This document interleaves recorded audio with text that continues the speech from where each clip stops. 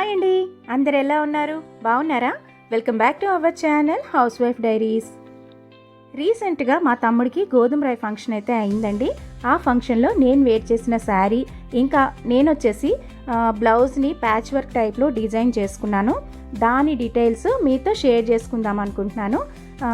అయితే ఈ శారీ వచ్చేసి రస్ట్ ఆరెంజ్ కలర్ శారీ అండి. ప్రెజెంటు మంచి ట్రెండింగ్లో ఉన్న కలర్ అన్నమాట. కాకపోతే దీన్ని నేను 6 months బ్యాకే తీసుకున్నాను. ఇది వచ్చేసి రస్ట్ ఆరెంజ్ కలర్ శారీకి వచ్చి బ్లాక్ కలర్ బార్డర్ వచ్చింది. ఇది ఓల్డ్ మోడల్ స్టైల్లో బార్డర్ అయితే ఉంది. నెక్స్ట్ వచ్చి దీని బ్లౌజ్ కూడా బ్లాక్ కలర్లో ఇచ్చాడనమాట. ఒక సైడ్ బార్డర్ ఇచ్చాడు. ఈ బార్డర్తో నేను ప్యాచ్ వర్క్ చేద్దాం అనుకున్నాను. అంటే నార్మల్గా హ్యాండ్స్కి అంచు వేసి కుట్టేది కాకుండా కొంచెం డిఫరెంట్గా ట్రై చేద్దామని అనుకున్నాను అనమాట.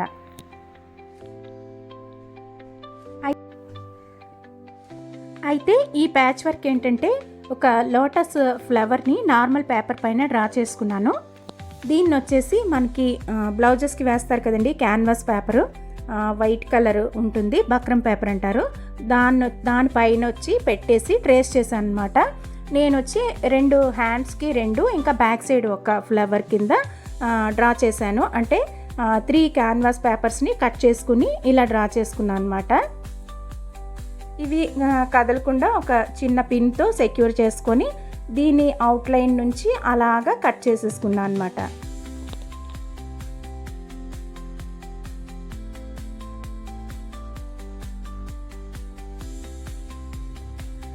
ఇప్పుడు వచ్చి మనం డ్రా చేసుకున్న పేపర్స్ ఉంటాయి కదండి, అవేంటంటే మనం లైనింగ్ క్లాత్ పైన కానీ వేరే క్లాత్ పైన కానీ ఇలాగా స్టిక్ చేసుకోవాలి. అంటే మనం దాన్ని ఐరన్ చేసుకుంటే మనకు ఆ క్లాత్కి అంటుకుపోతుంది అనమాట. అంటే మనకి ఈ క్యాన్వాస్ పేపర్లో కొంచెం షైనింగ్ ఉంటుంది కదా, అది వచ్చేసి మనం లైనింగ్ వైపు పెట్టేసి పైన ఐరన్ చేసుకోవాలి. ఐరన్ చేసుకుంటే ఇలా అతుక్కుపోతుంది. దీన్ని వచ్చేసి మనం అంచు పైకి, అంచు ఉంది కదా బ్లౌజ్కి వచ్చిన అంచు, దానిపైన ఇలా పెట్టుకుని పిన్స్ పెట్టుకోవాలండి కదలకుండా. ఇప్పుడు ఏంటంటే మనం అవుట్లైన్ మొత్తం అలాగా కొంచెం స్లోగా స్టిచ్ చేసుకోవాలి. ఒక దగ్గర మాత్రం గ్యాప్ ఉంచుకోవాలి. ఎందుకు అంటే మనం మొత్తం స్టిచ్ చేసుకున్న తర్వాత రివర్స్ చేసుకోవడానికి మనకు ఆ గ్యాప్ అనేది యూజ్ అవుతుంది అనమాట. దీన్ని ఏంటంటే కార్నర్స్లో జాగ్రత్తగా నీడిల్ని అలా దింపుతూ పైకి లేపుతూ స్లోగా స్టిచ్ చేసుకోవాలి. అప్పుడే మనకి ఆ షేప్ అనేది కరెక్ట్గా టర్న్ అవుట్ అవుతుంది.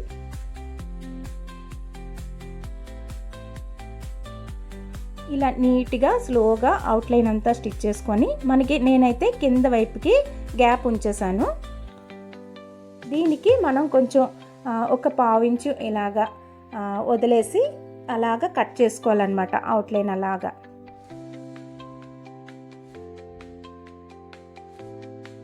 మనకేంటంటే కొన్ని స్టిచ్చింగ్ కానీ ఏ వర్క్ అయినా చూసేటప్పుడు ఇంతేనా అనిపిస్తుంది, కానీ కొన్ని చేసేటప్పుడు మాత్రమే తెలుస్తుంది అవి ఏ సిచ్యువేషన్లో టఫ్ అవుతాయి ఏంటి అనేది.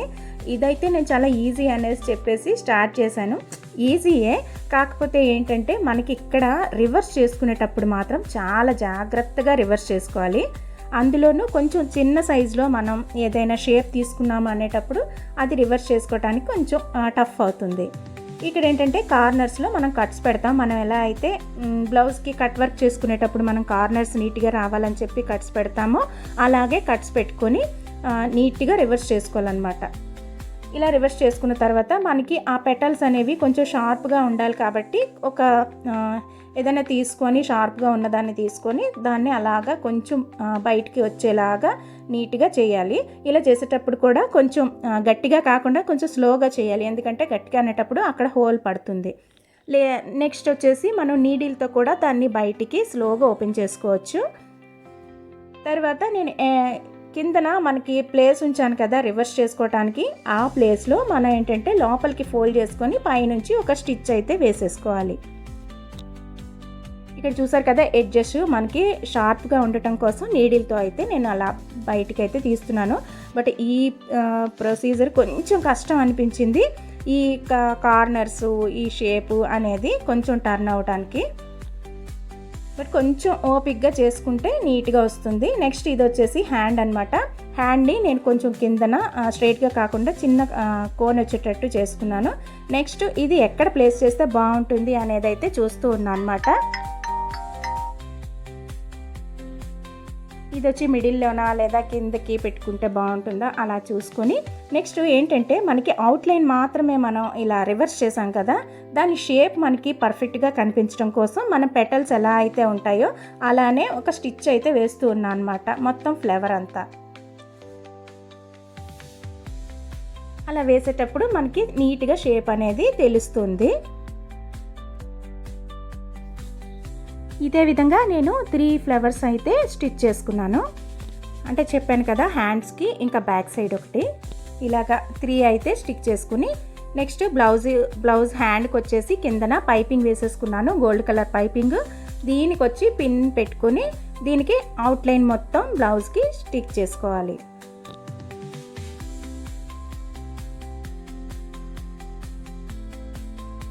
మనకి పిన్ ఎందుకంటే అటు ఇటు జరిగిపోకుండా మనం కుట్టు వేసేటప్పుడు కానీ ఇలాగా కుట్టేటప్పుడు కానీ జరిగిపోకుండా ఒక పిన్ అనేది పెట్టుకుంటే చక్కగా వస్తుందన్నమాట.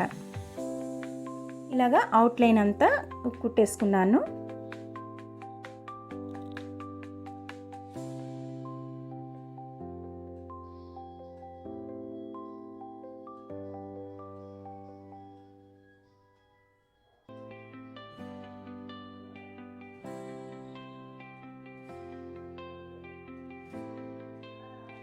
ఇదే విధంగా 2 హ్యాండ్స్కి కూడా కుట్టేసుకున్నాను అనమాట.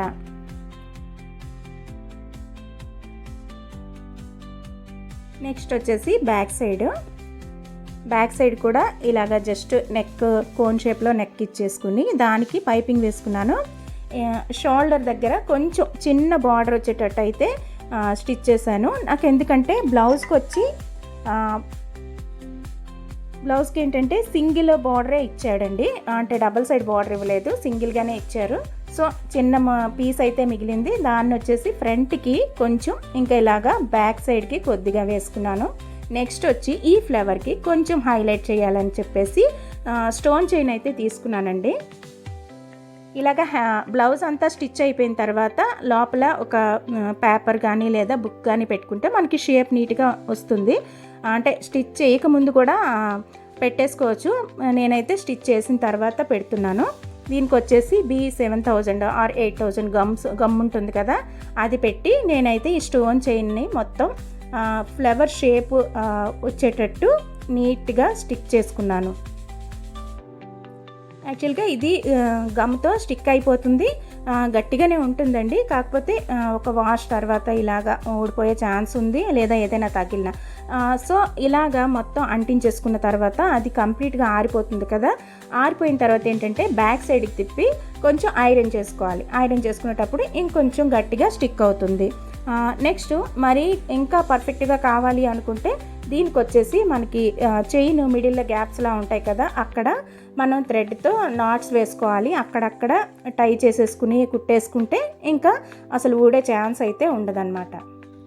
నేనైతే ఇలా చైన్ ఎక్కడైనా ఏ బ్లౌజ్కైనా ఇలాగా అతికించినప్పుడు మాత్రం ఖచ్చితంగా ఒక నాట్స్ అయితే వేస్తాను.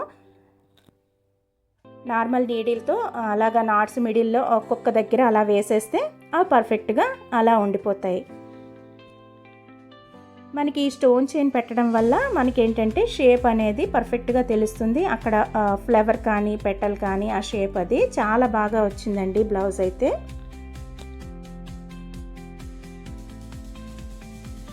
నెక్స్ట్ బ్యాక్ సైడ్ కూడా సేమ్ అనమాట, అలాగనే గమ్ పెట్టేసి మొత్తం స్టిచ్ చేసి ఆరిపోయిన తర్వాత ఐరన్ కూడా చేసుకున్న తర్వాత మనం నార్మల్ దారంతో దానికి కుట్లు వేసేసుకోవాలి. అక్కడక్కడ అంటే టాకాల్లాగా వేసుకున్నాం అనుకోండి, అప్పుడు ఊడే ఛాన్స్ అయితే ఉండదు.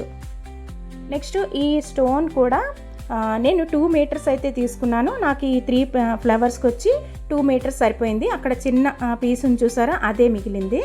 ఇది కూడానండి క్వాలిటీది తీసుకుంటే బాగుంటుంది, కొన్ని రోజుల వరకు వస్తుందన్నమాట. అంటే బ్లాక్ అయిపోవటం కానీ ఇలా ఏం జరగదు. అందులో కూడా క్వాలిటీస్ ఉంటాయి, మనం అడిగి తీసుకోవాలి. బెస్ట్ తీసుకుంటే మంచిది కదా, మనం ఓన్గా చేసుకుంటున్నాం కాబట్టి మంచిది తీసుకొని వేసుకోవాలి. నెక్స్ట్ వచ్చేసి దీనికి హ్యాంగింగ్ బీడ్స్ అయితే స్టిచ్ చేద్దాం అనుకున్నాను. ఈ హ్యాంగింగ్ బీడ్స్ వచ్చేసి బ్లాక్ కలర్ బీడ్స్ తీసుకున్నాను. నెక్స్ట్ వచ్చి ఇలాగా మనం బ్లౌజ్ స్టిచ్ అయిపోయింది కదా, అయిపోయిన తర్వాత బ్యాక్ సైడ్ నుంచి ఇలాగా వేసుకోవాలన్నమాట. ఒక 2 వీట్ బీడ్స్ ఉన్నాయి నా దగ్గర గోల్డ్ కలర్వి, అవి 2 వేసేసుకొని దానికి వచ్చి బ్లాక్ కలర్ బీడ్ ఒకటి వేసుకొని చిన్నది ఎండ్లో గోల్డ్ కలర్ బీడ్ వేసుకోవాలి. యాక్చువల్గా అందరికీ వచ్చే ఉంటుంది, ఇది జస్ట్ నార్మల్గా చెప్తున్నాను. వేసుకున్న తర్వాత మనకి చిన్న బీడ్ ఉంటుంది కదా, దాన్ని తప్పించి మళ్ళీ రివర్స్లో నీడిల్ని పైకైతే తీసుకొచ్చి అక్కడ నాట్ వేసుకోవాలన్నమాట. ఇదేంటంటే మరీ టైట్గా వేసేసుకోకూడదు, అలాగని థ్రెడ్ కనపడేటట్టు కిందకి హ్యాంగ్ అయ్యేటట్టు కూడా వేసుకోకూడదు. మనం అది కరెక్ట్గా అడ్జస్ట్ చేసుకుంటూ వేసుకోవాలన్నమాట. టైట్గా వేసుకుంటే ఏంటంటే మనం బ్లౌజ్ వేసుకునేటప్పుడు ఆ బీడ్స్ అనేవి పైకి లేచినట్టు వస్తాయి, అలా అసలు బాగోదు. లేదు లూజ్గా వేసాము అని అంటే మనకి థ్రెడ్ కనపడినా కూడా ఏం బాగోదండి. అందుకు కొంచెం థ్రెడ్ అది పర్ఫెక్ట్గా లాగుతూ నీట్గా వేసుకోవాలన్నమాట. యాక్చువల్గా నేను ఈ బీడ్స్ హ్యాండ్ మొత్తం వేయాల్సి ఉంది, బట్ నాకు షాప్లో అవే ఉన్నాయి, ఇంకా లేవు అని చెప్పారు. సో ఇంకా వాటితోనే అడ్జస్ట్ అయ్యాను. ఒక్కొక్క హ్యాండ్కి వచ్చేసి 11 బీడ్స్ ఇలాగా స్టిచ్ చేసుకున్నాను. నార్మల్గా మనం ఇంట్లో ఆల్రెడీ పట్టు శారీస్ కానీ ఏవైనా ఉంటాయి కదండి, అలాంటివి బ్లౌజెస్ని కొంచెం హైలైట్ చేయాలి అనుకునేటప్పుడు మాత్రం ఇలా మనం బీడ్స్ అవి కొనుక్కొని తెచ్చుకొని ఆల్రెడీ స్టిచ్ అయిపోయినా మనం యూజ్ చేసినా కూడా వేసుకుంటే కొంచెం లుక్ అనేది చేంజ్ అవుతుంది. ఫైనల్గా ఇలా వచ్చిందండి లుక్ అయితే. సింపుల్ శారీనే, బట్ కొంచెం మన చేతిలో పని ఉంది కాబట్టి ఇలాగా రెడీ చేసుకుంటే బాగుంటుంది. అన్నిటికీ వర్క్ చేసుకోలేము, అలాగని అన్నిటికీ ప్లెయిన్గా ఉంచుకోలేము కాబట్టి కొంచెం హైలైట్ చేసుకుంటే బాగుంటుంది కదా, అదనమాట. ఇంకా హ్యాండ్ మొత్తం బీడ్స్ వేసుకుంటే చాలా బాగుంటుందండి. చెప్పాను కదా నాకైతే అవైలబుల్ లేవు. సో ఈ వర్క్ మీకు నచ్చిందా? నచ్చితే ఒక్క లైక్ చేయండి, ఛానల్ని అయితే సబ్స్క్రైబ్ చేసుకోండి.